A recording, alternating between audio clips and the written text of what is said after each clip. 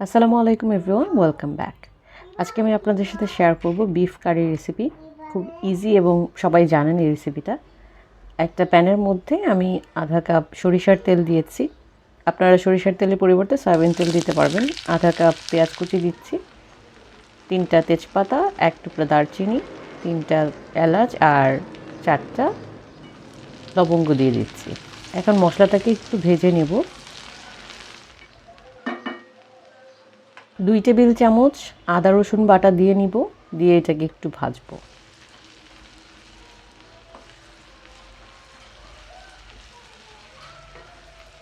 লবণ দিয়ে নিব আর কষানোর জন্য অল্প পরিমাণ পানি দিচ্ছি। 1 চা চামচ মরিচের গুঁড়া, 1 চা চামচ হলুদের গুঁড়া আর 1 চা চামচ করে ধনিয়া জিরার গুঁড়া দিয়ে মশলাটাকে কষিয়ে নিব। আর মরিচের ব্যাপারটা হচ্ছে আপনারা যেমন ঝাল খান তেমন করে দিবেন। যদি বেশি ঝাল খান তাহলে বেশি দিবেন, আর যদি কম খান তাহলে কম।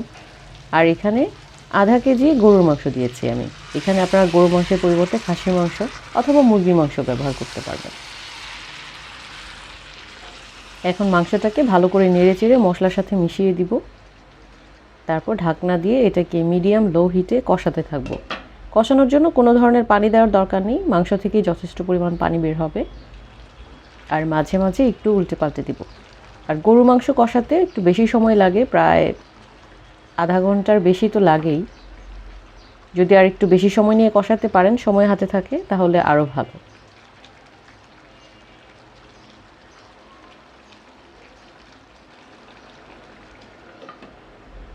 কষাতে কষাতে যখন মাংস থেকে এইভাবে তেলটা আলাদা হয়ে আসবে, সেই সময় বুঝতে হবে যে কষানো মোটামুটি হয়ে গেছে।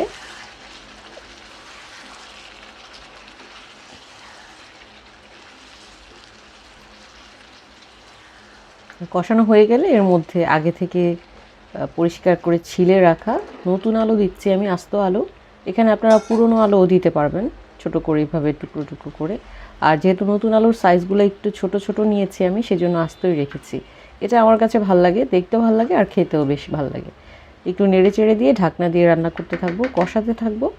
হ্যাঁ, যখন কষানো মোটামুটি একটু হবে আলুটা, তারপর হচ্ছে পানি দিয়ে দিব। আর পানির পরিমাণটা হচ্ছে যেমন ঝোল খাবেন তেমন দিবেন। আমি আজকে মাংসটা ঝোল ঝোল রাখবো, সেজন্য একটু বেশি করে পানি দিচ্ছি। ঝোল ঝোল দিয়ে মিডিয়াম লো হিটে এটাকে রান্না করতে থাকবো। এবং এই রান্নাটা হচ্ছে যে আপনি যত বেশি নরম খাবেন তত বেশি সময়ের জন্য করতে হবে। যদি নরম খান তাহলে 2 ঘন্টার জন্য রেখে দিতে পারেন অল্প আছে চুলার মধ্যে। আর যদি মিডিয়াম মিডিয়াম খান, মানে বেশি একদম খুলে খুলে যাবে না তেমন, যেমন আমার কাছে খুব বেশি খুলে খুলে যাওয়া মাংস, নরম মাংস ভালো লাগে না, হ্যাঁ, তেমন খান, তাহলে হচ্ছে 1 ঘন্টার জন্য রান্না করতে হবে। হ্যাঁ, রান্না করতে করতে দেখা যাবে যে এরকম একটু তেলটা আলাদা হয়ে আসছে, সে সময় একটু উল্টে পাল্টে দিতে হবে। আর লবণ চেক করে নিতে হবে যে লবণটা ঠিক আছে কি না। যখন আলু সিদ্ধ হয়ে আসবে সেই সময় টমেটো কুচি দিয়ে দিব। আমি এখানে 2টা টমেটো নিয়েছি, 2টা পাকা টমেটোকে এভাবে ছোট ছোট করে কুচি করে দিয়ে দিচ্ছি। আর এই টমেটো দেওয়ার কারণ হচ্ছে টমেটো দিলে মাংসের টেস্টটাও ভালো আসবে, আর যে মাংসের যে কালারটা সেটাও একদম পারফেক্টলি হবে।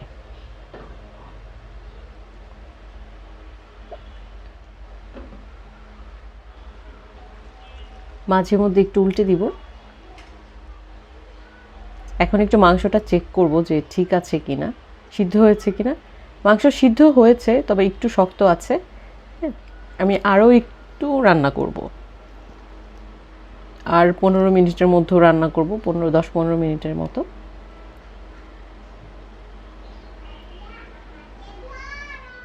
এখন মাংস হয়ে গেছে।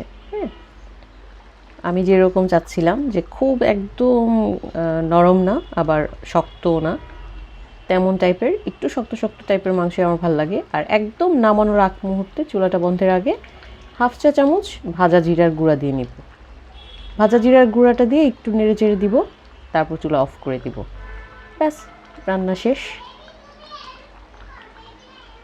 গরুর মাংস রান্নাটা আসলে তেমন টাফ কিছু না, খুব সহজ একটা রান্না, কিন্তু অনেক সময়ের একটা ব্যাপার।